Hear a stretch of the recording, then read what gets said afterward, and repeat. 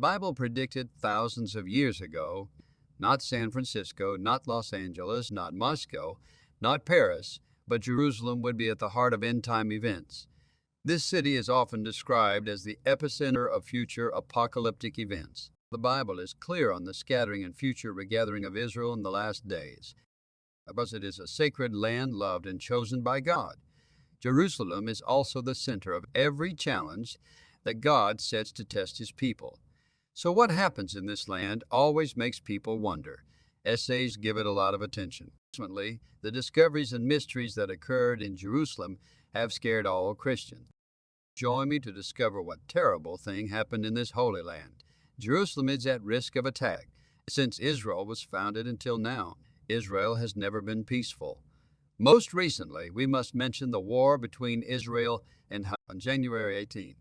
Residents of the city of Eilat in the southern tip of Israel heard sirens, followed by loud explosions from missiles of the Iron Dome defense system, intercepting an object flying from outside into Israeli territory. The announcement of the Israel Defense Forces later confirmed the above information, saying there were no human casualties after the explosion, but did not specify whether the strange object was a missile or a drone. This is the first time in the past month that the city of Eilat has been threatened by objects from outside. Previously, to protest the Israeli Defense Forces' attack on the Gaza Strip, the Houthi movement in Lebanon repeatedly launched missiles and drones toward Israeli territory. Although Israelis have been told to prepare mentally before each such sudden attack, they are also extremely stressed. Christians all over the world are turning to Israel and praying for them. In addition to the tense war situation, the discoveries in Jerusalem also surprised Christians. Ancient palace was found. Not long ago, archaeologists in southern Jerusalem discovered the ruins of a luxurious 700-year-old. The finds unearthed along a ridge near the Arman Hanatzi promenade include 3 limestone column capitals or toppers and dozens of stone artifacts per a statement from the Israel Antiquities Authority. Based on the capitol's Proto-Aeolic design, the team dated the trove to the time of the biblical First Temple, which was allegedly built by King Solomon around 1006 BC. This distinctive column shape features a triangular flanked by 2 large spirals. Today, the same pattern adorns the Israeli 5-shekel coin. This is a first-time discovery of scaled-down models of the giant Proto-Aeolian capitals, of the kind found thus far in the kingdoms of Judah and Israel, where they were incorporated above the royal palace gates. One archaeologist who directed the excavation in the statement, "The level of workmanship on these capitals is the best seen to date, and the degree of preservation of the items is rare."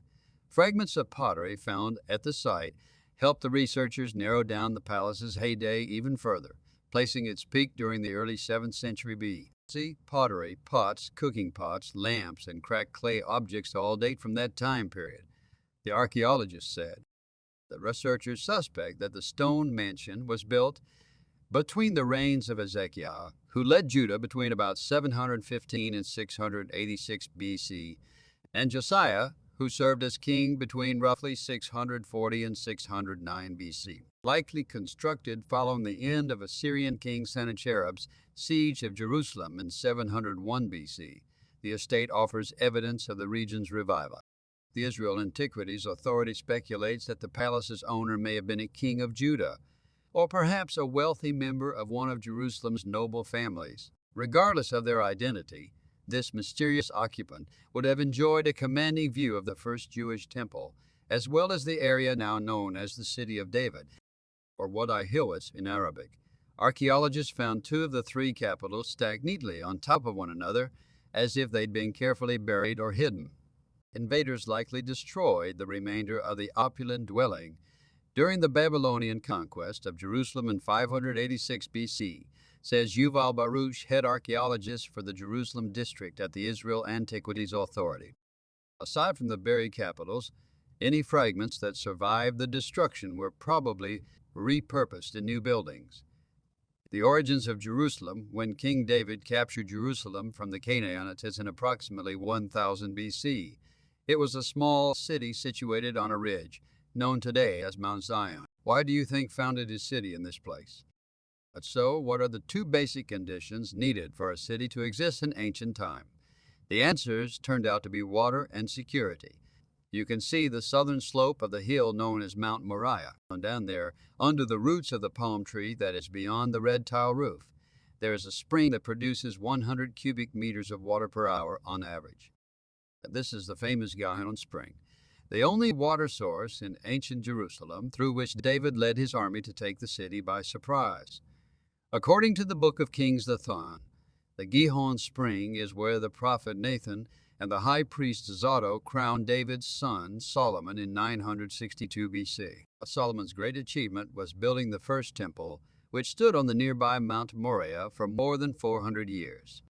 Sometime in the 8th to 9th centuries, Solomon's descendant, King Hezekiah, a channel cut into the rock under the city of David to secure water supply to the temple and surrounding inhabitants in case of an enemy invasion. Hezekiah's tunnel guides the water from the Gihon to the freshwater Siloam Pool Reservoir, the spring citadel.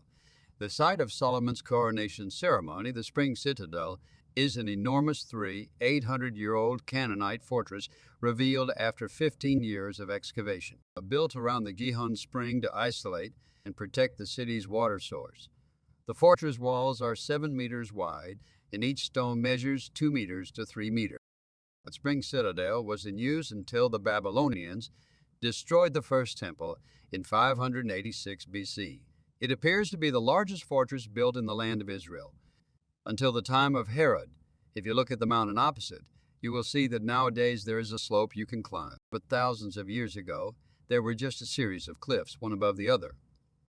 Cliff surface, cliff surface. This meant that if an enemy army wanted to conquer the city, they had to climb several cliffs to reach the wall.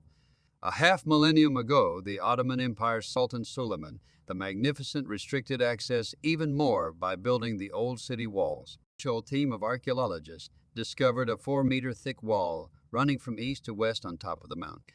Then they uncovered another wall 6 meters wide, going north to south. Where these two walls meet, they form a corner of what, judging by the thickness of the stone, was not a private home. Mazar dated this corner to the 10th century BC, 30+ years ago, to the days of David and Solomon. Could the spot where these two walls meet be a corner of King David's palace? The biblical Siloam Pool. The Siloam Pool has long been considered a sacred Christian site, even if the correct identification of the site itself was uncertain. According to the Gospel of John, it was at the Siloam Pool where Jesus healed the blind. The Siloam Pool is adjacent to the area in the ancient city of David known as the King's Garden and is just southeast of the remains of the 5th century church. And pool traditionally believed to be the sacred Christians. The original city of David was not built where today's Old City stands, but on a ridge outside the present Old City walls. Excavations in and around the city of David uncovered several ancient water systems that brought water from the Gihon Spring in Kidron Valley to pools inside the city, including the Pool of Siloam. For Christians, the Pool of Siloam is where Jesus restored a blind man's sight, and for Jews, it is significant as the water source for ritual purification in the temple. Today, the Pool of Siloam is outside the walls of the old city of Jerusalem, on the slopes of the city of David, the original site of the city of Jerusalem. By the 17th century BC, the Canaanites had built a tower protecting Gihon Spring, connected to the city walls by fortifications, and a tower protecting the pool. Excess water was released into the Kidron to irrigate farmland, but this gave attacking troops access to fresh water. King Hezekiah cut off access to the Gihon Spring and upper pool and built a new underground tunnel to protect Jerusalem's water source. As with many sites in the Holy Land, the origins of the Siloam Pool reach back even further in history, at least 7 centuries before the time of Jesus. Judah's king Hezekiah, late 8th century BC, correctly anticipated a siege against Jerusalem by the Assyrian monarch Sennacherib. In the 2 Kings chapter 20, verse 20, we read how King Hezekiah built a pool and conduit to bring water into the city. This 8th century BC underground channel is known as Hezekiah's Tunnel. The tunnel is 503 3-meter long, an average of 60 sumators wide and 2 meters high. Hezekiah's tunnel brought water from the spring to the Pool of Siloam. also known as the Second Temple Pool and the Lower Pool. Whatever its original purpose, the Siloam Pool, where Jesus healed the blind man, is an important Christian site, and its discovery represents a watershed moment in the field of biblical archaeology. The Pool of Siloam was still in use during Jesus' lifetime. In John 9:7, we read how Jesus rubbed mud on the eyes of a blind man and told him to wash his eyes with the waters of the Pool of Siloam. The blind man's sight was miraculously restored. At the time, the Pool of Siloam would have been a gathering place where people came to get fresh water and where pilgrims stopped for water en route to the temple. The pool may have been used as a Jewish ritual bath or a Roman-style bath for swimming. Following the First Jewish-Roman War in 78, the pool was destroyed, and over the years, rain washed soil down from the surrounding hills until the pool was covered completely and forgotten. In the 5th century AD, the Byzantine Empress Eudocia built Our Savior, the Illuminator Church, and a pool at the end of Hezekiah's tunnel to commemorate the site of Christ's miracle. For the years, this was the traditional site of Christ's miracle. This narrow rectangular pool has survived, and today is surrounded by high stone walls. This is where walkers exit Hezekiah's tunnel.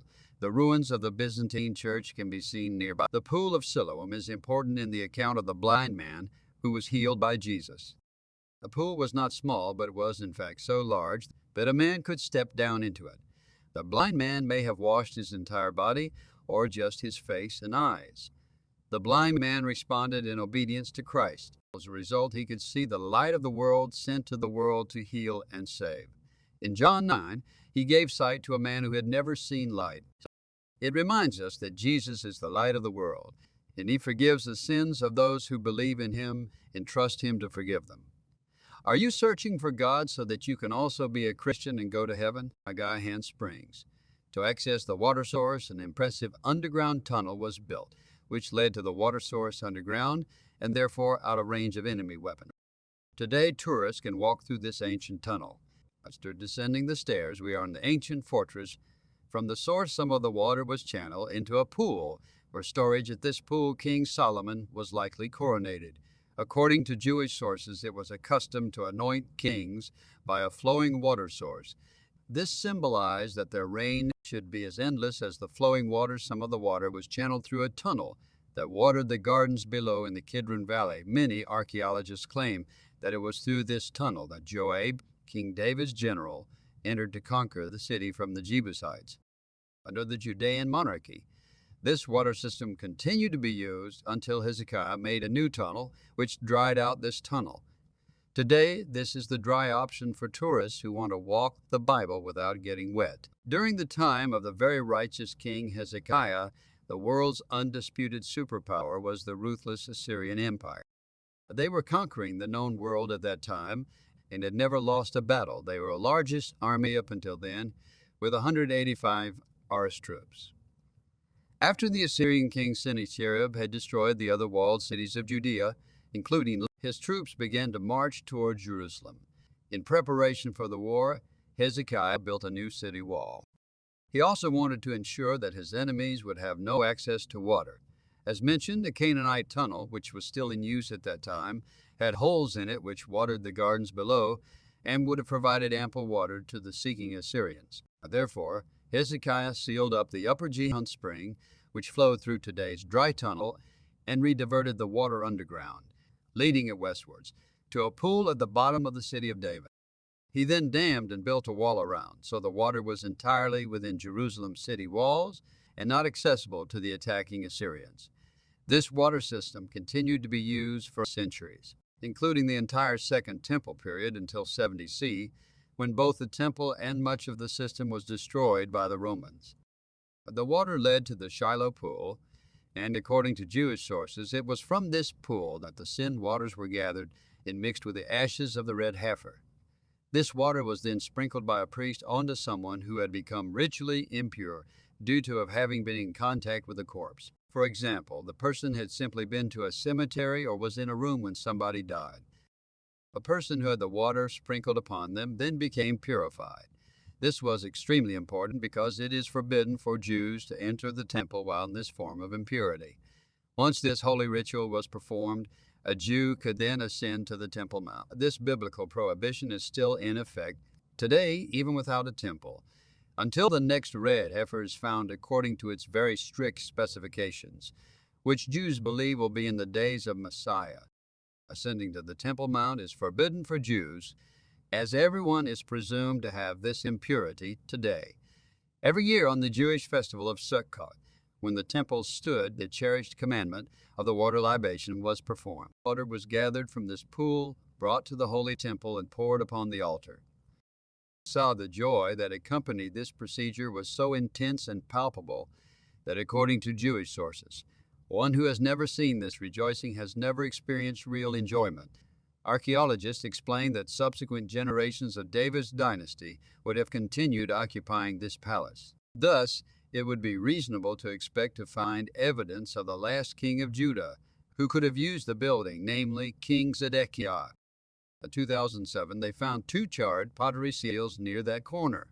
From the time of the destruction of Solomon's temple, each is inscribed with the Hebrew name Yehuko ben Shalamiah and Gedaliah ben Paskor. What is the connection between these seals and David's palace? In the days of King Zedekiah, the prophet Jeremiah predicted the destruction of the city. The Bible tells how, infuriated by this news, Zedekiah sent 4 of his ministers to throw Jeremiah into a pit. 2 of the names of these ministers match up with the names found on the preserved seals, Yehukal ben Shalamiah and Gedaliah ben Pashkor. A pediment gable discovered in its proximity, currently on display in the Israel Museum, also dates to the time of David. A replica of the original now hangs opposite the corner of the probable palace. An engraving of the same design appears on the current Israeli 5-shekel coin. The remains of a First Temple-era 4-space private home sit at the foot of what is likely David's palace. 2 of the house's columns are still standing. A display cabinet nearby reveals a model of the 2-story house intact. Similar 4-space buildings can be found all over the country in archaeological sites of that time, approximately 975–186 BC. The owner was clearly a rich man because of the proximity of his dwelling to the king's palace and because of a private toilet with a separate entrance and an extra downstairs room. The toilet contained 2 600-year-old bacteria, revealing that the last person to use it ate a green salad and uncooked meat.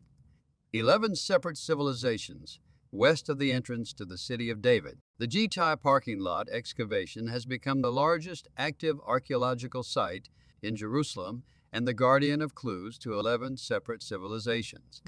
In 2008, the dig uncovered the basement of a large Roman villa, believed to have belonged to the Assyrian queen Helene. She converted to Judaism and moved to Jerusalem in the Second Temple period. A single gold earring inlaid with pearls and precious stones. This was also found and possibly belonged to her. The same year, a cache of 264 gold coins was discovered hidden inside a wall of a Byzantine building, and the dig experts dated the coins to 613 CE of the destruction of the city at the hands of the Persians. These are just 2 of a long list of outstanding archaeological finds at the City of David National Park. Although Jerusalem constantly faced catastrophic events, at least during their most precarious times, there were constant discoveries that reminded them of God's presence. May the people of Israel always be steadfast in waiting for the Lord's day of salvation. Christians all over the world will pray for you. Instem